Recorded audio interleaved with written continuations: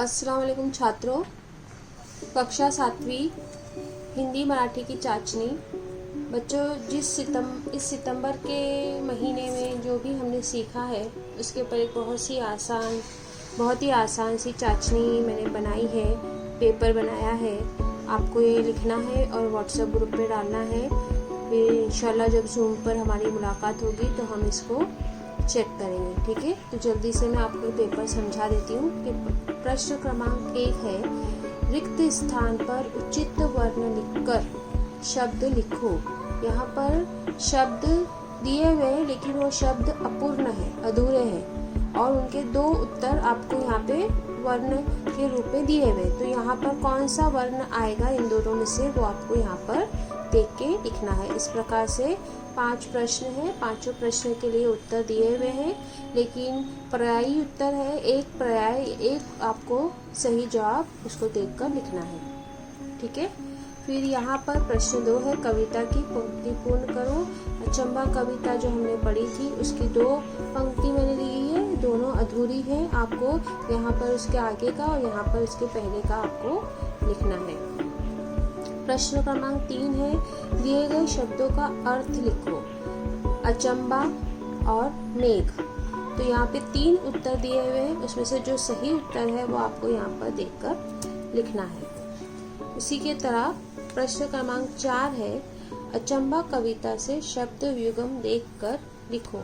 आपको कविता पढ़ना है, उसमें से जो शब्द युगम एक जैसे मैंने एक उदाहरण यहाँ पर दिया है, यहाँ वहाँ, तो यहाँ वहाँ इसमें जैसे एक शब्द युगम है वैसे ही आपको और 2 शब्द युगम इसमें से देखकर, कविता में से देखकर आपको लिखना है अचंबा कविता से।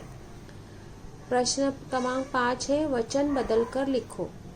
दीवार और बालक, इसका क्या आएगा, ये वचन आपको बदलकर लिखना है। प्रश्न क्रमांक 6 है, लिंग पहचानो। गाय, लड़का, इसमें से गाय क्या है, स्त्रीलिंग है कि पुल्लिंग है वो आपको देखकर लिखना है। लड़का क्या है, स्त्रीलिंग है कि पुल्लिंग है वो आपको यहाँ पर देखकर लिखना है। उसके बाद यहाँ पर मराठी का प्रश्न है, मराठी के प्रश्न शुरू होते हैं। तर पहिला प्रश्न आहे तुमचा, दिलेले शब्दाचे अर्थ आपल्या मातृभाषा म्हणजे उर्दू मध्ये लिहा।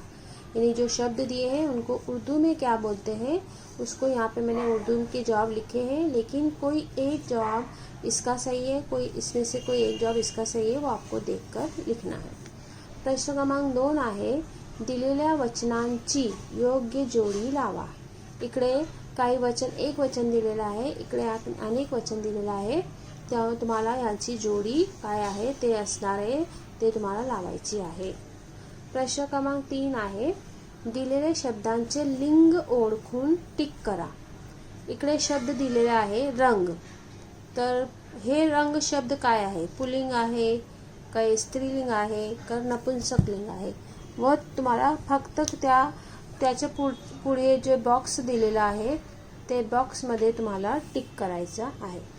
अशा प्रकारे 3 शब्द दिलेले आहे, 3 शब्दांची तुम्हाला लिंग ओळखायची आहे आणि पुढे जो आगे जो बॉक्स है उसमें सही बॉक्स के आगे टिक करना है।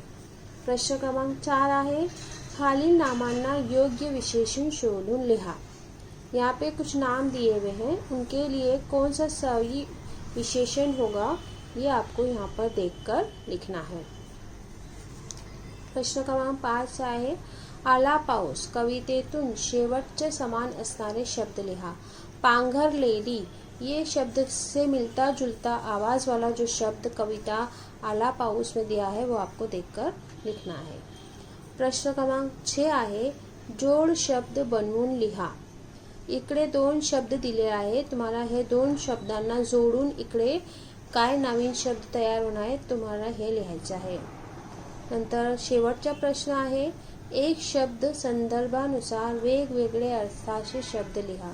यहाँ पर एक शब्द दिया है लेकिन संदर्भ यानी मजमून के लिहाज से उसके जो 2 अलग अलग मतलब निकलते हैं मराठी में वो आपको यहाँ पर लिखना है। तो मैं उम्मीद करती हूँ कि ये पर्चा आप लिखेंगे, हल करेंगे। अगर कोई जवाब आपको समझ में नहीं आता है तो घबराने की कोई बात नहीं है, हम इंशाल्लाह जब ज़ूम पर मिलेंगे तो ज़रूर हम इसके सही जवाब मैं आपको बताऊंगी और आप तब लिख लेना, लेकिन कोशिश कीजिए कि आप जवाबात लिखें। अल्लाह हाफिज़।